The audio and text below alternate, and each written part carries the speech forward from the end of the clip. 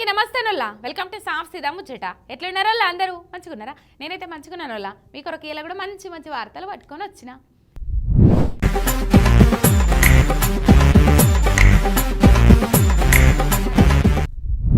ఎసొంటి తెలంగాణను ఏ నెలల్లో ఎట్లా చేసిండ్రు ఈ పాలకులు? కేసీఆర్ సార్ ఏలువాడు ఉన్నప్పుడు మహారాష్ట్ర జనాలు మేము తెలంగాణలో కలుస్తాం, మమ్మల్ని కలుపుకోండ్రి అని అర్జీలు పెట్టుకుర్రు. ఇక ఈడదాకొచ్చి సీఎం సార్ను కలిసిండ్రు. కానీ ఇప్పుడు సీన్ రివర్స్ అయింది. ఇక్కడ బీజేపీ ఎమ్మెల్యేనే మమ్మల్ని మహారాష్ట్రలో కలుపుమని అంటుండు. అంటే ఏ తీర్ల పాలన ఉన్నదో చూడుర్రిగా. చెప్తానే ఉన్నాం కదా, తెలంగాణను 60 ఏళ్ళు వెనుకకు పట్టుకపోయేందుకు ఈ కాంగ్రెస్ వాళ్ళు 6 నెలల టైం కూడా తీసుకోరని అన్నట్టే అవుతున్నది. నిండు అసెంబ్లీలో ఒక బీజేపీ ఎమ్మెల్యే మా నియోజకవర్గాన్ని మహారాష్ట్రలో కలుపుండని అడిగిండంటే చూడు రాదుర్రి ఎట్లుందో పరిస్థితి. సిర్పూర్ కాగజ్ నగర్ బీజేపీ ఎమ్మెల్యే పాల్వాయి హరీష్ అన్న మా ఊర్లో ఏం అభివృద్ధి ఏం లేదు, ఇంత పట్టించుకుంటలేరు, మీరు నిధులు ఇవ్వమంటే ఇస్తలేరు, చక్కగా మమ్మల్ని మహారాష్ట్రలో కలుపుండ్రి, మా ఏరియాలో 70% మంది మరాఠీ మాట్లాడతారు, నేను కూడా మరాఠీ నేర్చుకుంటా అని పట్టిండు. గతంలో మహారాష్ట్ర వెనుకబడ్డది అనుకునే వాళ్ళం. ఇవాళ మహారాష్ట్రలో మా పక్కనే చంద్రపూర్ జిల్లా ఉన్నది, అటు గడ్చిరోలి జిల్లా ఉన్నది. ఈ రెండు ప్రాంతాల్లో రోడ్ కనెక్టివిటీ బాగా ఇంప్రూవ్ అయింది, వాళ్ళ లివింగ్ స్టాండర్డ్స్ కూడా చాలా వరకు ఇంప్రూవ్ అయినాయి. ఒకవేళ మా ప్రాంతానికి న్యాయం చేయాలనే ఆలోచన గిట్ట ప్రభుత్వానికి లేకపోతే ఒక మంచి పని చేయాలి. మమ్మల్ని మా జిల్లాను వెనుకబడ్డ గిరిజనుల జిల్లా, దళితుల జిల్లా, బడుగు బలహీన వర్గాల జిల్లా, మీరు ఒకవేళ మాకు నిధులు కేటాయించలేని పక్షంలో మమ్మల్ని మహారాష్ట్రలో కలిపినా కూడా మాకు అభ్యంతరం లేదు. కోనేరు కోనప్ప సిర్పూర్ ఎమ్మెల్యే ఉన్నప్పుడు నియోజకవర్గం పరిస్థితి ఎట్లుండే? బీజేపీ ఎమ్మెల్యే గెలిచినాక కాంగ్రెస్ సర్కార్ వచ్చినాక నియోజకవర్గం పరిస్థితి ఎట్లుంది? ఇప్పుడు కేసీఆర్ పాలనలో అదే సిర్పూర్ కాగజ్ నగర్ నియోజకవర్గంలో ఉన్న మహారాష్ట్ర పబ్లిక్కు మమ్మల్ని తెలంగాణలో కలుపుకొని సార్ మీకు పుణ్యం ఉంటుంది, ఇక్కడ రైతులకు ఇచ్చిన పథకాలు, ఊర్లలో అభివృద్ధి పథకాలు మా తాన లేవు, మేము తెలంగాణలో కలుస్తామని ఎదురొచ్చి మరీ బతిలాడిండ్రు. అసొంటి పరిస్థితిని 6 నెలల తిరమర చేసిండ్రు ది గ్రేట్ కాంగ్రెస్ పాలకులు. ఈ 5.5 ఏండ్లల్లా ఇంకెన్ని సొంటి చూడాలనో ఏందో పోన్రి. ఏమన్నా చెప్పుండ్రి, తెలంగాణ అసెంబ్లీ కడమ రాష్ట్రాలకు ఆదర్శంగా నిలుస్తుందని చెప్పొచ్చు. ప్రతిపక్షం సవాలు చేస్తుంటే వాళ్ళ అస్త్రాల దాటికి అధికార పార్టీ లీడర్లు తేలిపోతున్నారు. అధికార పార్టీల మీద ప్రతిపక్షమే జాలిపడి ఇడిచిపెడుతున్నారని అనిపిస్తుంది అసెంబ్లీలో బీఆర్ఎస్ జోరు చూస్తుంటే. అసెంబ్లీలో ఏది అధికార పార్టో ఏది ప్రతిపక్షమో తెలవకుంటాయింది. ప్రతిపక్షం అడుగుతున్న ప్రశ్నలకు జవాబు చెప్పలేక తెట్టగిల్లబడుతుండ్రు అధికార పార్టోళ్ళు. ప్రతిపక్షం వాళ్ళు ఒక్కో టాపిక్ మీద మాట్లాడుతుంటే వాటికి ఏం చెప్పాలో తెలవక ఆగమైతున్నారు అధికార పార్టోళ్ళు. మొన్న హరీష్ సార్ 1 మ్యాన్ షో అన్నట్టు నడిపిస్తే ఇలా కేటీఆర్ సార్ 1 మ్యాన్ షోనే నడిచింది అసెంబ్లీలా. ఉద్యమాలతోని ఉదయించిన తెలంగాణ ఇలా ఉజ్వల తెలంగాణగా వెలుగుతున్నది అనేది వాస్తవం. ఒక గట్టి ప్రతిపక్షంగా ఈ రాష్ట్రం కోసం పుట్టిన పార్టీగా తప్పకుండా ఈ రాష్ట్రం మంచి కోరుకుంటా, మీరు తీసుకునే ప్రతి నిర్ణయానికి మా మద్దతు ఉంటుంది అని కేటీఆర్ సారు అసెంబ్లీలో చెప్పుకొచ్చిండు. మేము మొన్న చెప్పినట్టు బడ్జెట్ చూస్తే శుష్కప్రియాలు, శూన్య హస్తాలు తప్ప ఏమున్నదని అనుకొచ్చిండు.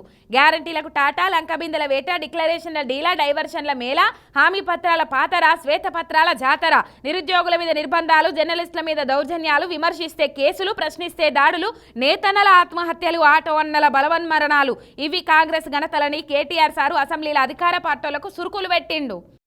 ఏం చెప్పారు అధ్యక్ష? చాలా మాటలు చెప్పారు, కానీ బడ్జెట్ చూస్తే ఏముంది అధ్యక్ష? ఈరోజు శుష్క ప్రియాలు, శూన్య హస్తాలు, గ్యారంటీలకు టాటా, లంకె బిందెల వేట, డిక్లరేషన్లు డీలా, డైవర్షన్ల మేళ, హామీ పత్రాలకు పాతర, శ్వేతపత్రాల జాతర, నిరుద్యోగుల మీద నిర్బంధాలు, జర్నలిస్టుల మీద దౌర్జన్యాలు, విమర్శిస్తే కేసులు, ప్రశ్నిస్తే దాడులు, నేతన్నల ఆత్మహత్యలు, ఆటో అన్నల బలవన్మరణాలు. ఓట్లకు ముందేమో అభయహస్తం అధ్యక్ష, ఓట్లు పడ్డాక ఈరోజు శూన్యహస్తం. మేనిఫెస్టోలో అరచేతిలో స్వర్గం, బడ్జెట్లో మాత్రం మోచేతికి బెల్లం, 3 తిట్లు 6 అబద్ధాలతో కేవలం పొద్దున్న లేస్తే బట్టగాల్చి మీదేసే పనులు ఇందులో కనబడ్డాయి అధ్యక్ష. ఇవాళ వారు అన్నారు అధ్యక్ష, దివాలా తీసిన రాష్ట్రం ఒక క్యాన్సర్ పేషెంట్ మాదిరిగా, ఎయిడ్స్ పేషెంట్ మాదిరిగా అని మాట్లాడారు. దయచేసి ఇది సరైన పద్ధతి కాదు. మా మీద కోపం ఉంటే మాట్లాడండి, విమర్శించండి, ఇబ్బంది లేదు, కానీ రాష్ట్రాన్ని ఖర్చు చేయడం అనేది మనకు మంచిది కాదు. ఉద్యమాలతో ఉదయించిన తెలంగాణ తప్పకుండా ఈరోజు ఉజ్వల తెలంగాణ ఎదిగిన మాట వాస్తవం, దాన్ని మనందరం కూడా అభినందిద్దాం. మీరు మాకు టైం ఇచ్చుడు కాదు, మేమే మీకు టైం ఇస్తున్నాం. ద్రవ్య వినియోగ బిల్లు చాలా ముఖ్యమైన అంశం. దీని మీద రాత్రి 12 గంటల వరకు చర్చించి బిల్ పాస్ చేసుకుందాం.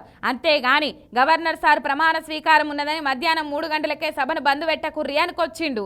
ఇక మీ వ్యవహారం చూస్తుంటే మన దగ్గర రీకాల్ సిస్టమ్ లేదు కాబట్టి 4 ఏళ్లు భరించాలి మిమ్మల్ని, లేదంటే ఇప్పటికే మిమ్మల్ని దింపేటోళ్ళని వార్తలు పెట్టిండు. మొన్నటిదాకా బీఆర్ఎస్ ఎమ్మెల్యేలకు కాంగ్రెస్లో చేరుట్లా వెనకపోటి పొంగిలేటే ఉన్నాడన్న మాటలు వినిపించినాయి, అవునా కాదా? ఇక ఇప్పుడు అట్లా పోయిన బీఆర్ఎస్ ఎమ్మెల్యేలు మళ్ళీ సొంత గుట్లకు వచ్చాడు వెనకపోటి కూడా పొంగిలేటే ఉన్నాడన్న గుసగుసలు వినబడుతున్నాయట గాంధీ భవన్ దిక్కు. ఇదంతా పొంగిలేటే చేయిస్తుండా అని అనుమానం వస్తుందట సీఎం సార్కు. పొంగిలేటి సార్ మీద ముందు నుంచి సీఎం సార్ డౌట్ అనుమానాలు పడుతుండని ఎన్నటి సందో పుకార్లు గుప్పుమంటున్నాయి.